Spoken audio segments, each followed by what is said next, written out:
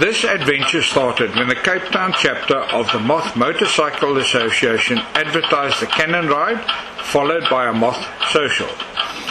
Since I am a Moth MMA member, a cannon enthusiast for about 4 decades, and also have some knowledge on black powder guns, this challenge spiked my interest.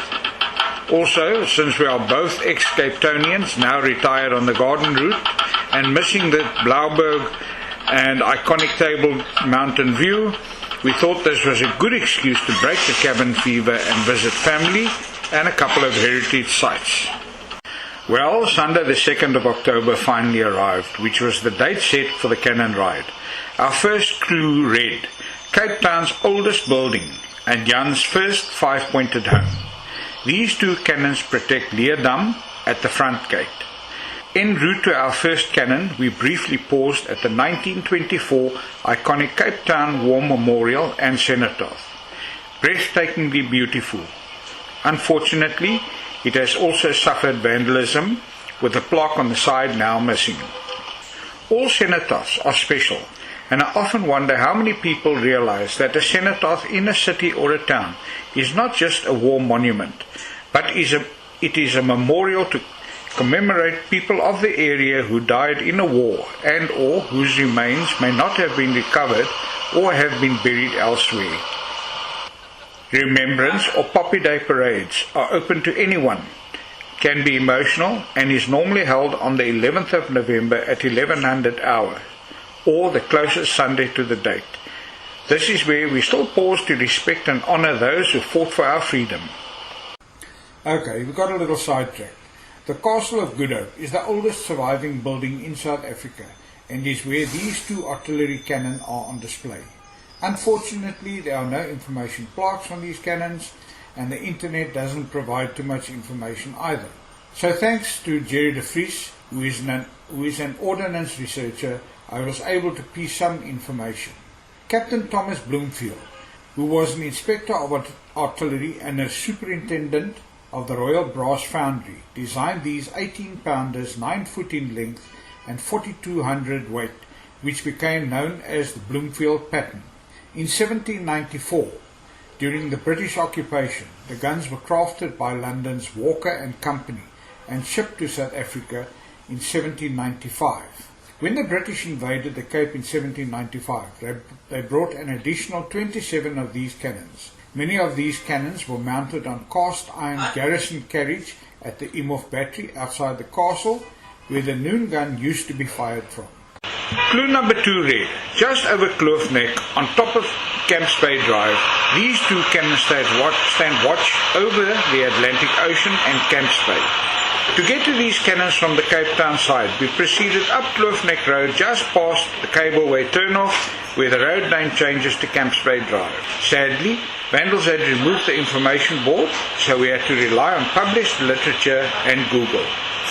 Thanks to the SA Navy, the pair of Dutch 12-pounder naval guns, 120.7mm caliber with a barrel length of 2.430 meters and a weight of 1,470 kilograms each, were recovered from the gorge below and are now right next to the road facing out over the bay.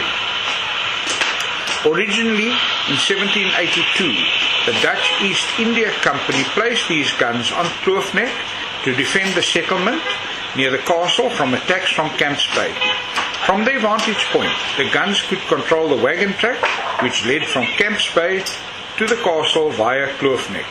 Our third clue read, in this wooden bay at the end of the harbour road, cannon protect the fish on the rocks and Carbonkelweg, a part of Table Mountain National Park. Since there are 2 forts in Hout Bay area, the clue helped to define which cannon battery they were referring to. So on arrival, we set off to explore the West Fort Battery, with the ever-present threat of the English landing in Hout Bay. The Dutch and French allies set up cannon batteries on both the west and eastern side of the bay. In 1782, the west shore was armed with 8 24-pounder Dutch guns, and a year later, the eastern battery was armed with 8 18-pounder Dutch guns. After wiping away the remnants of lunch, we read our final clue. The Red Barn, where moths and old soldiers gathered to relax and have a pint or two. With a full belly, we headed in the direction of the Red Barn Shallow, where we would find the last cannon on our list. The welcome and hospitality at Red Barn was awesome. We met old friends, made new friends, and it felt just like home away from home. In true Moth tradition, just before 3 p.m., the piper enthralled us with the sounds of his bagpipe as we gathered for a small ceremony, Moth salute, the firing of a quarter-pounder replica cannon, a 2-minute silence, ending with a second cannon fire. There was a ton of prizes, and the master of ceremonies added value to the festivities. One thing is for certain, moths and bikers are a friendly bunch. Getting back to the Red Barn Shallow, which has a rich history and dates back to 1944. And for those who ever wondered, the name Red Barn was derived from stories brought back by returning soldiers after World War I. These stories refer to a barn with a red roof that is situated behind the trenches and used for a first aid dressing station. Legend has it, this was a place of peace and rest, and those who were treated there remembered it with respect and affection. This shout out goes to all the clubs and individuals for your participation and team spirit. There was in excess of 110 entries. 3 cheers to the MMA squad that put the cannon ride together, the Red Barn catering team, also not forgetting the fantastic and friendly marshals. You outdid yourselves. Thank you.